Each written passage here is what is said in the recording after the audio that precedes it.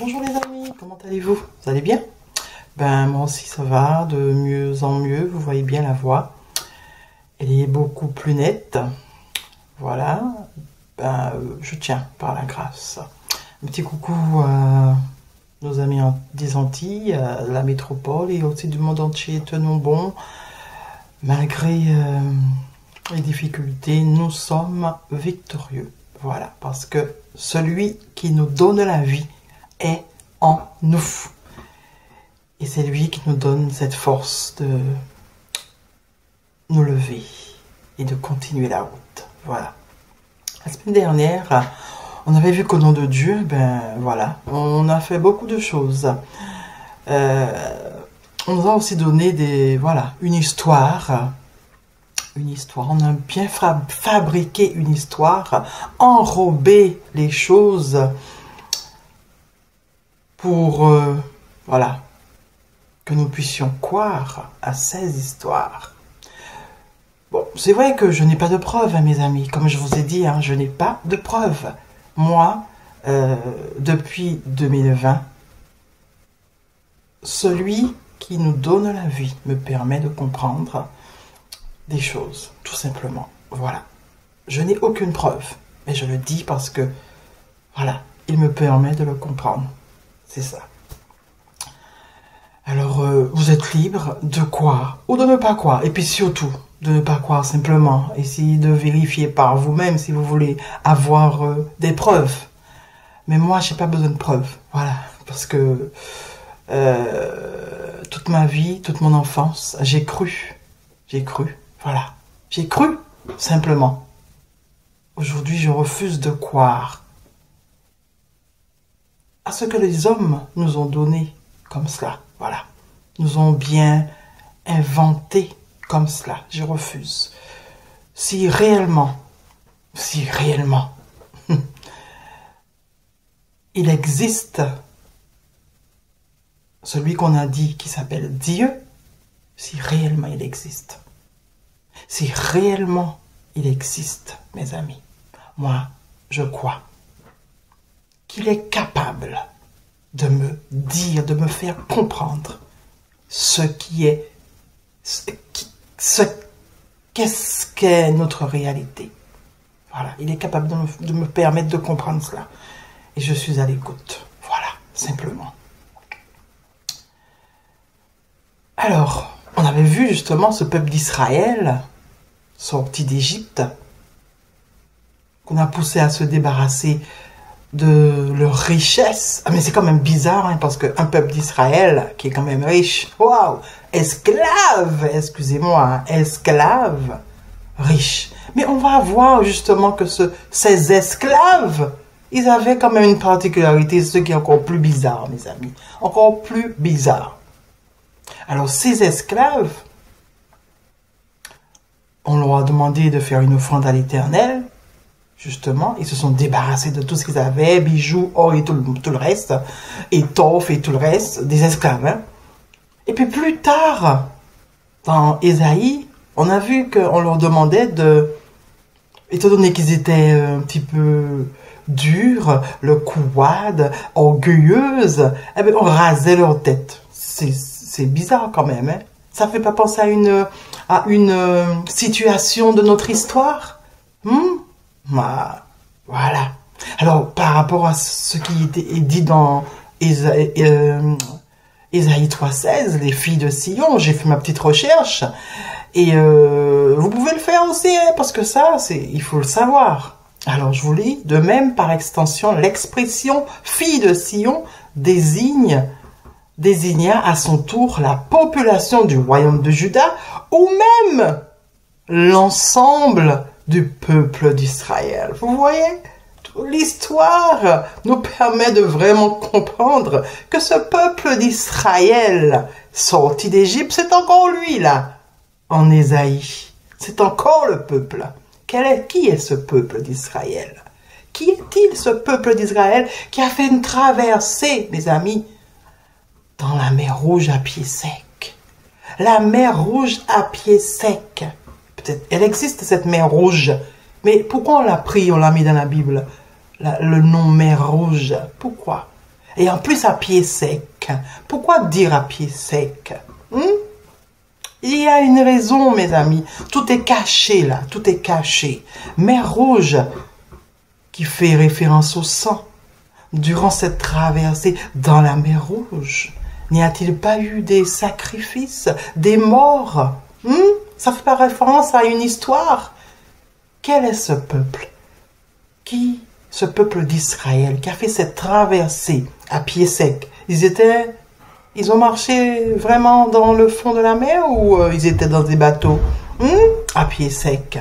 Voilà, ce peuple d'Israël qu'on emmène dans la terre promise, ce pays où coule le lait ou le miel, ce nouveau monde. Les amis, il faut comprendre. Voilà, ils ont fait une longue traversée pour aller dans le nouveau monde, dans cette Canaan terrestre où coule le lait ou le miel. Il me semble qu'il y a un événement aussi de l'histoire de ces hommes qui pensaient justement aller dans le nouveau monde. Voilà, où le bonheur qui les attendait. Mais qu'est-ce qu'on leur a donné, mes amis? Qu'est-ce qu'on leur a donné? Voilà. Alors, ces personnes, justement, et aujourd'hui, la réflexion, l'esclavage autorisé par Dieu. Ces personnes, bizarrement, ce peuple. On va lire tout ça. Alors, Exode 21, 1 à 8. Ce peuple d'Israël, si tu achètes un esclave hébreu, il servira 6 années. C'est toujours le peuple d'Israël. Mais la 7e année, il sortira libre sans rien payer. S'il est rentré seul, il sortira seul. S'il avait une femme, sa femme sortira avec lui.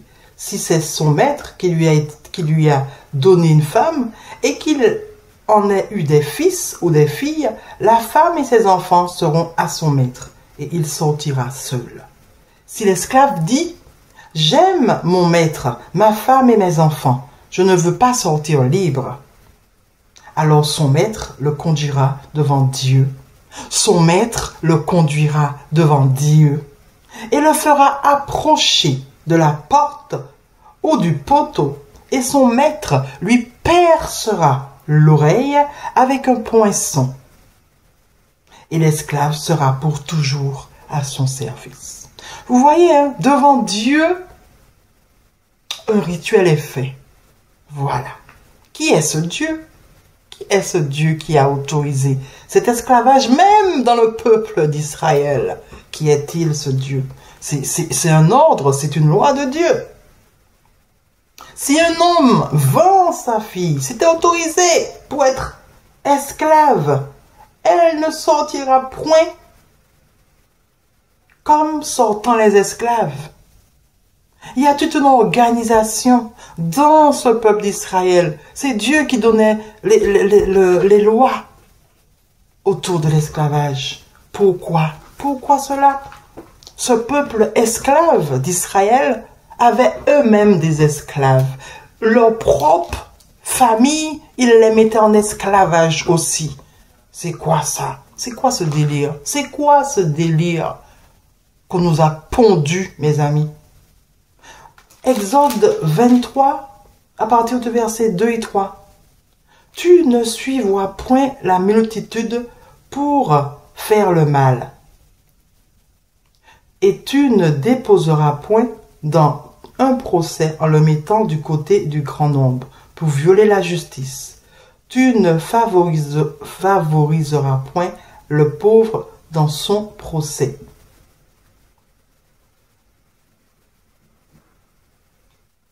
Alors, il y avait un verset que je voulais vraiment lire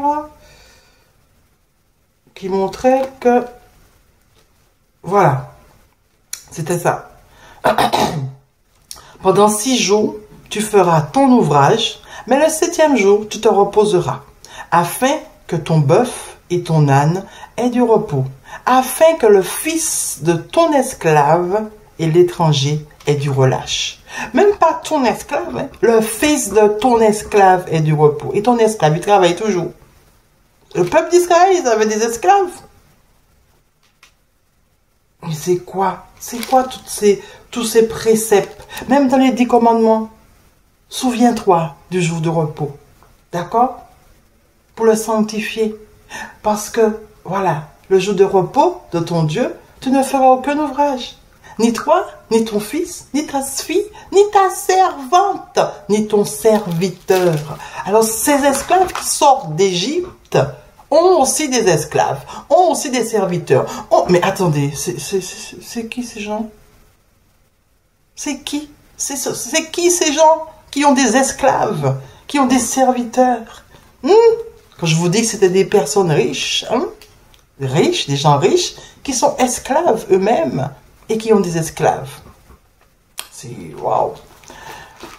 Quand on arrive dans le Nouveau Testament, toujours autorisé, mes amis, toujours autorisé. Ce livre, cette parole, c'était pour qui exactement? Cette parole écrite, c'était pour qui? C'est adressé pour qui, mes amis? Est-ce que ce n'était pas le livre de chevet de ce peuple sorti d'Égypte,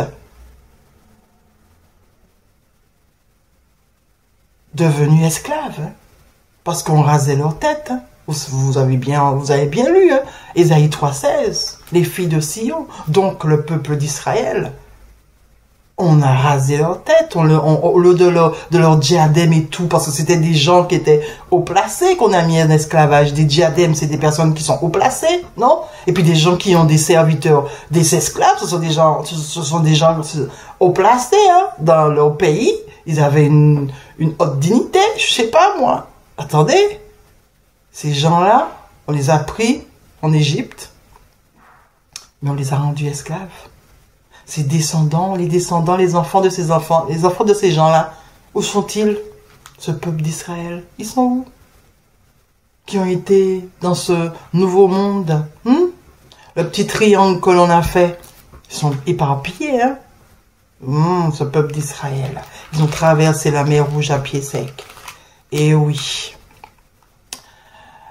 Alors, dans le Nouveau Testament, mais oui, on trouve beaucoup de choses dans le Nouveau Testament sur ces esclaves. Et quand je vous dis ce verset que j'ai mis la semaine dernière, mais que je n'avais pas lu dans 1 Corinthiens 11, 14, la nature elle-même ne vous enseigne-t-elle pas que c'est une honte pour l'homme de porter les longs cheveux? Mes amis, attendez.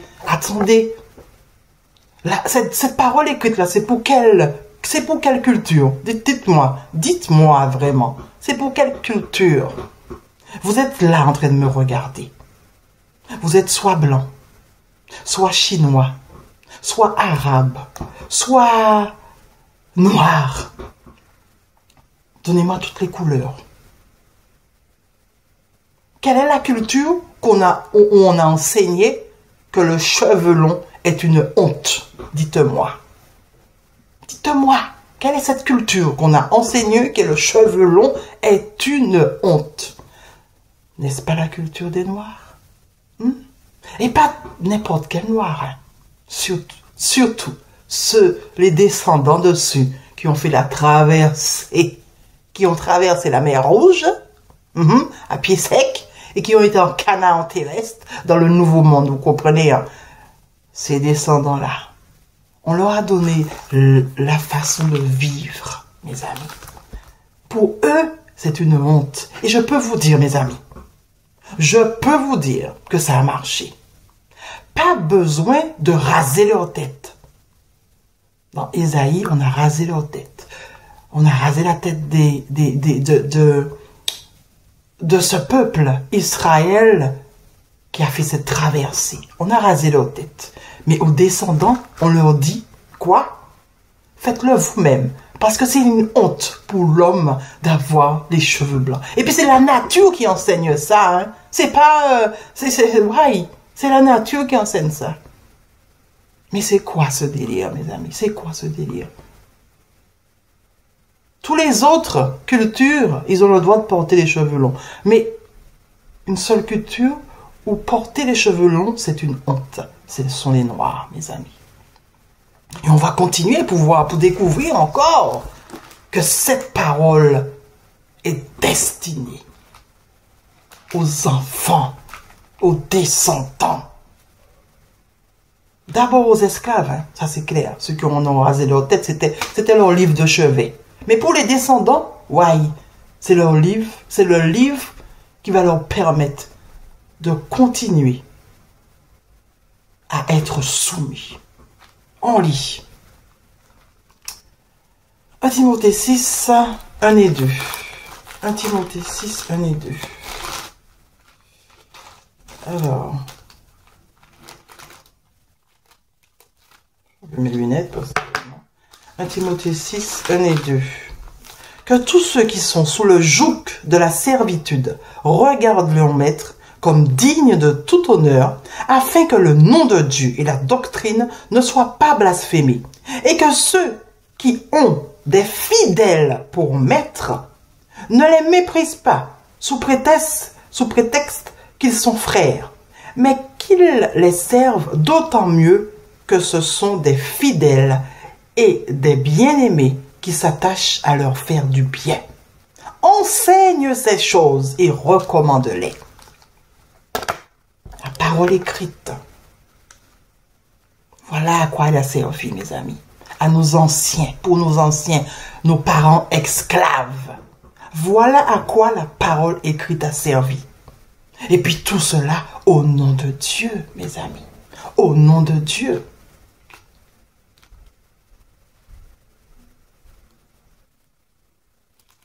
Un autre verset.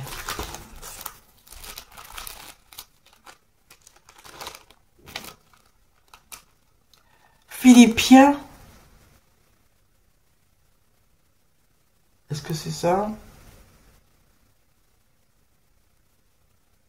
Philippiens 6, versets 5 à 8. Serviteurs, obéissez à vos maîtres, selon la chair, avec crainte et tremblement, dans la simplicité de votre cœur, comme à Christ, non pas seulement sous leurs yeux, pas devant eux seulement, hein, comme pour plaire aux hommes, mais comme des serviteurs de Christ, qui font de bon cœur la volonté de Dieu. Servez-les avec empressement, comme servant le Seigneur, et non les hommes, sachant que chacun, soit esclave, soit libre, recevra du Seigneur ce qu'il aura fait de bien.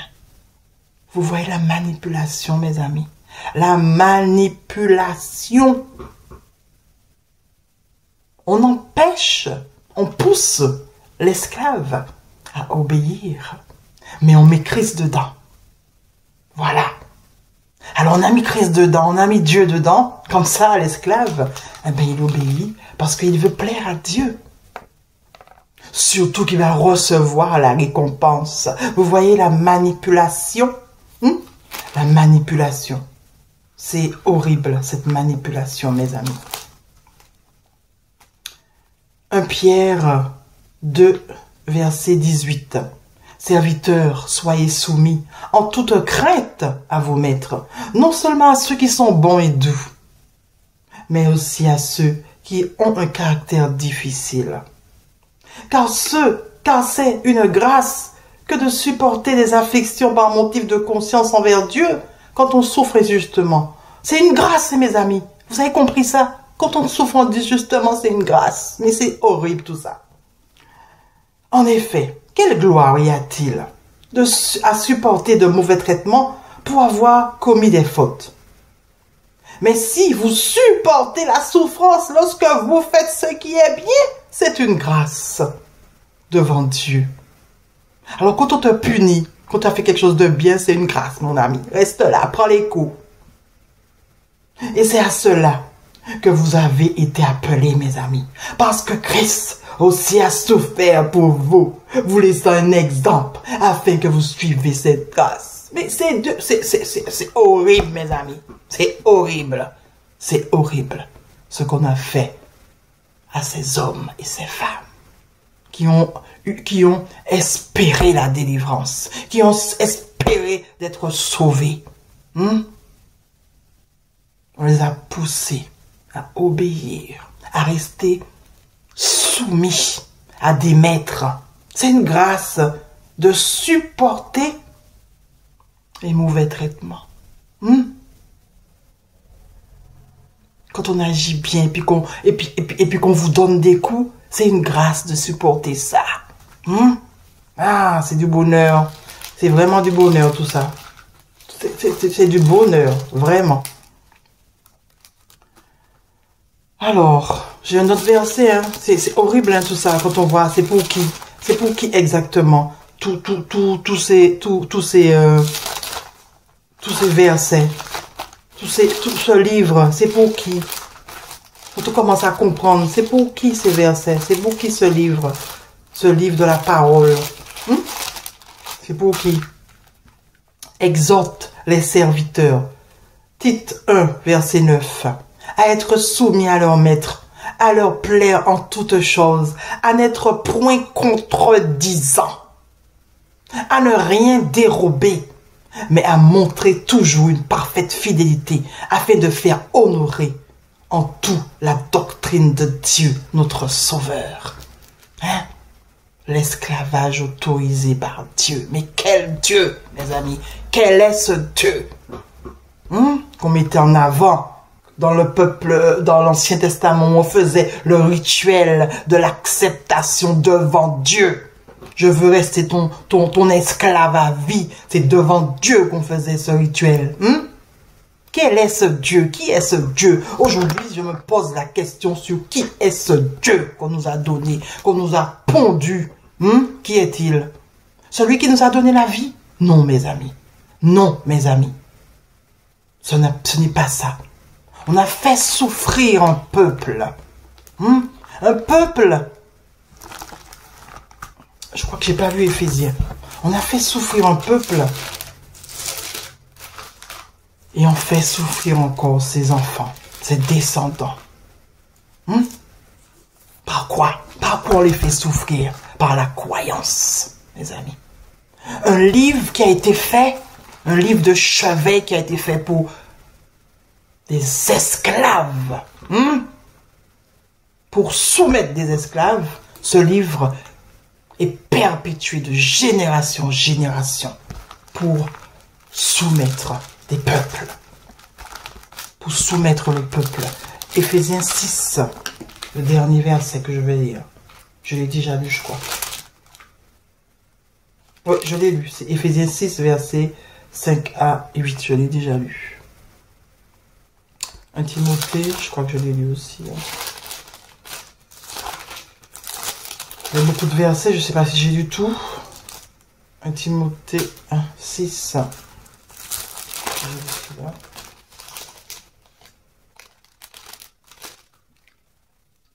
Timothée 6, là je suis à 2 Timothée, 1 Timothée 6, est-ce que j'ai lu ça? Oui, j'ai lu aussi, c'est bon. Je vous disais donc, ce livre qu'on nous a donné, ben oui, hein, on a bien enrobé, parce que il y a des secrets dedans, le secret que dedans, les secrets qui sont à l'intérieur de ce livre-là. C'est le secret du peuple qui a fait la traversée. C'est le secret de ce peuple-là qui a fait la traversée. Mais le secret de ce peuple, l'histoire a été vraiment enrobée, vous comprenez, pour que ça puisse être beau, joli, au nom de Dieu. On a bien enrobé. On a fait quoi aux enfants de ses descendants, aux enfants de ce peuple, qu'on rasait la tête. On leur a fait quoi? Surtout les hommes, mais les femmes aussi ont rasé leur tête, les pauvres. Puisque ces femmes-là, elles étaient, on va dire, une menace. Une menace. C'était comme des reines, ces femmes avec leurs cheveux. Je vais vous mettre une photo. Leurs cheveux, elles étaient comme des princesses. Leurs cheveux, c'était leur couronne. Exactement. Elles faisaient peur. C'était des rivales. Hein. Attention. Hein. Ces femmes, avec leur prestance, faisaient peur. Ces hommes aussi, hein, avec leur crinière, là. Le lion, là, de la tribu. Ouh là là, de Judas. Le lion avec sa crinière. Vous comprenez? Comme un lion, rugissant. Voilà. On en avait peur, mes amis. Voilà, tout simplement. Alors il fallait raser ses cheveux. C'est le seul peuple qu'on a rasé leurs cheveux. Le cheveu, ça fait peur. Pourquoi ça vous fait peur, le cheveu? Il serait temps que l'histoire avoue ses fautes. Il serait temps que l'histoire avoue ses fautes.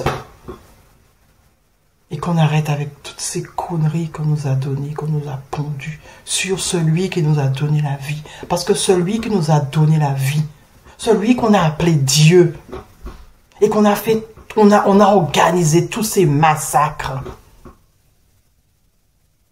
qu'on a organisé toutes ces dominations en son nom, il n'est pas responsable de tout ça, mes amis. C'est l'homme méchant et orgueilleux, qui ne veut pas voir l'autre arriver. C'est lui qui a organisé tout cela. Et pour pouvoir avoir, qu'on puisse croire à cette personne, il faut qu'il puisse venir dans un nom de Dieu, un nom d'une divinité. Les gens sont sensibles à ça. Voilà. Voilà, mes amis. Quand on comprend la réalité, on est dégoûté. Dégoûté de tout ce qu'on a fait dans l'histoire. Tout ce qu'on a fait dans l'histoire. Dégoûté. La vidéo est un petit peu longue aujourd'hui, je m'en excuse, mais voilà, je voulais lire tous ces versets pour vous montrer justement que cette parole, en fait, toutes les paroles saintes, mes amis, parce que c'est de la connerie, toutes ces religions, c'est de la connerie, de la pure connerie. Voilà, toutes les religions qui ont accepté justement l'esclavage, qui ont poussé l'esclavage, voilà. Il y avait un but caché derrière tout cela. Tout cela. Vous ne pouvez pas dire que, voilà, Dieu accepte cela. Non. Au nom de Dieu. Et puis on a mélangé Dieu dans ça. Fais des choses parce que comme ça tu vas être récompensé. Reste esclave. Ne sois pas rebelle. Ne contredis pas le maître. Comme ça tu vas avoir une récompense. Qui récompense, hein? Qui récompense? La mort? Parce que toute la mort, hein. Donc, je vous signale déjà ça. Ils sont tous morts. Quelle récompense? Excusez-moi, j'ai parlé créole. Quelle récompense? Quelle récompense ils ont eu, ces esclaves? Dites-moi. Les esclaves qui ont été obéissants. Ils ont eu quelle récompense? Dites-moi. Tout le peuple là d'Israël. Qu'on a rasé leur tête, ils ont eu quelle récompense? Dites-moi. Vous avez des nouvelles de ce qu'ils ont eu là? Après la mort? Ils ont eu une récompense? Eh bien, attendons les récompenses pour les croyants, les descendants. Les descendants qui attendent encore la récompense. Attendez. Attendez encore la récompense. Puisque les parents ont subi, ils ne sont pas récompensés. Nous, on n'a pas subi, mais on va être récompensés. Voilà. Continuons à croire. Continuons à croire. Je vous souhaite bonne chance dans la croyance. Voilà. Bye bye, mes amis.